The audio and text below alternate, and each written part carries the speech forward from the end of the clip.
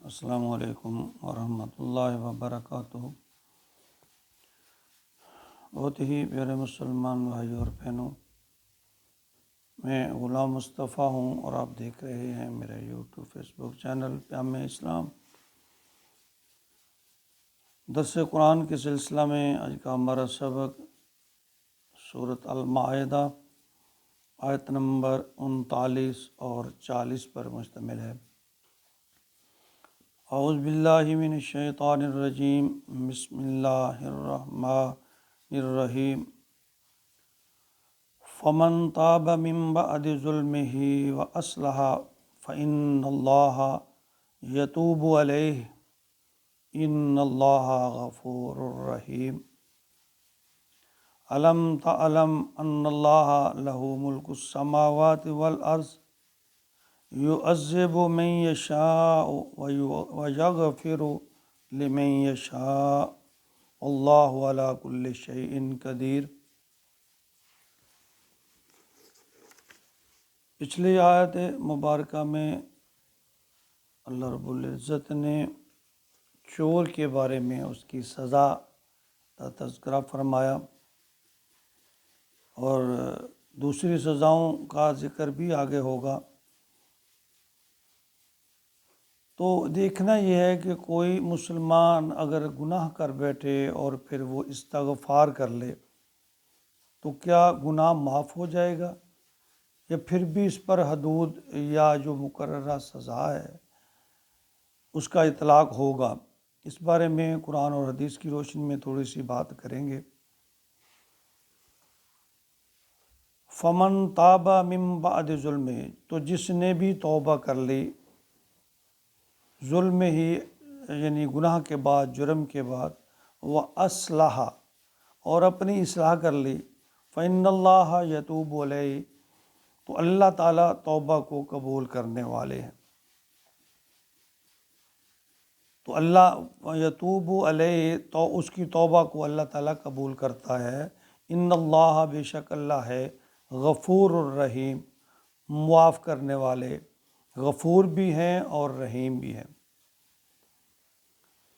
الم تعلم ان اللہ، کیا تم نہیں جانتے کہ ان اللہ لہ ملک السماوات، کہ اللہ ہے ملک السماوات، مالک آسمانوں اور زمینوں کا، یعذب من یشاء ویغفر لمن یشاء، جس کو چاہتا ہے معاف کر دیتا ہے اور جسے چاہتا ہے اسے سزا دیتا ہے، عذاب دیتا ہے۔ واللہ علی کل شیء قدیر، کیونکہ اللہ ہر چیز پر قادر ہے، وہ ہر چیز پر قدرت رکھتے ہیں۔ تو اس جو چوری کا تذکرہ ہو رہا ہے جس جرم کا، اس کا آگے یہ کڑی ہے کہ چونکہ پچھلی آیت میں چور اور اس کی سزا کا ذکر تھا، تو اب سوال یہ ہے کہ کیا چور اگر چوری کرنے کے بعد توبہ کر لے تو کیا اس کا جرم معاف ہو جائے گا؟ مفسرین اور محدثین جو ہیں ان کے اقوال یا احادیث مبارکہ کی روشنی میں اگر ہم مطالعہ کریں تو حدیث کے مطابق جو اس کا جو ہمیں نچوڑ یا اس کا نتیجہ ملتا ہے کہ سنن نسائی کی ایک حدیث ہے جو صفوان بن امیہ رضی اللہ تعالیٰ عنہ کے حوالے سے، کہ آپ آرام کر رہے تھے، کوئی شخص آیا اور اس نے آپ کے سر کے نیچے جو چادر رکھی ہوئی تھی اس کو آہستہ سے سرکا کر کھینچ لیا۔ تو یعنی چوری کی نیت تھی اس کی، صاحب ظاہر ہے۔ تو صفوان بن امیہ کی جب آنکھ کھلی تو انہوں نے انہیں پکڑ لیا، لعنت ملامت کی، اور ہو سکتا ہے کچھ اس کی مار پیٹ بھی کی ہو۔ پھر وہ انہیں حضور اکرم صلی اللہ علیہ وسلم کی خدمت میں لے آئے تو آپ نے اس کا ہاتھ کاٹنے کا حکم دے دیا۔ تو پھر صفوان بن امیہ کو تھوڑا رحم آیا اس پر، تو غصہ بھی ٹھنڈا ہو گیا تھا اس وقت تک۔ تو حضور صلی اللہ علیہ وسلم سے گزارش کرنے لگے کہ میں نے اسے معاف کر دیا ہے، آپ اس کو چھوڑ دیں۔ تو آپ نے پتہ ہے آپ نے اس وقت کیا فرمایا؟ آپ نے فرمایا اس کو میرے پاس لانے سے پہلے معاف کرنا تھا، یعنی اب اس شخص کا ہاتھ اس کو کاٹنے کا حکم دیا۔ تو اس سے یہ بات ثابت ہے کہ اگر چوری یا کوئی جرم عدالت میں پہنچنے سے پہلے اگر فریقین آپس میں معافی تلافی ہو جائے تو حدود ساقط ہو سکتی ہے۔ اگر معاملہ عدالت میں پہنچ گیا یا لوگوں میں پہنچ گیا تو پھر اس پر حد لگے گی، اس کو جرم کی سزا ملے گی۔ ایک اور حدیث ہے صحیح بخاری کی 6069، اس میں حضرت ابو ہریرہ رضی اللہ تعالیٰ عنہ روایت فرماتے ہیں کہ میں نے رسول اللہ صلی اللہ علیہ وآلہ وسلم سے یہ فرماتے سنا کہ میری امت کے لوگوں کے گناہ معاف کر دیے جائیں گے سوائے ان گناہوں کے جو علانیہ کرتے پھرتے ہیں۔ اور یہ بھی ایک علانیہ گناہ ہے کہ ایک شخص رات کو کوئی گناہ کرے، حالانکہ اللہ نے اس گناہ کو چھپا لیا ہے، مگر صبح اٹھے اور وہ کہنے لگے اے فلاں میں نے فلاں فلاں گناہ کیا ہے۔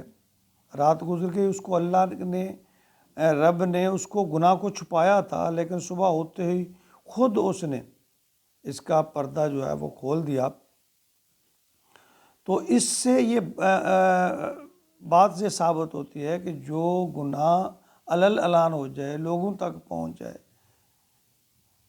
تو اس پر جو ہے پھر حد لگ جاتی ہے، یا تو اس سے پہلے توبہ کر لے، اللہ نے پردہ رکھا ہے، چھپا ہوا ہے، گناہ پردے میں ہے، توبہ کر لے تو کام چل سکتا ہے، اللہ مہربان ہے۔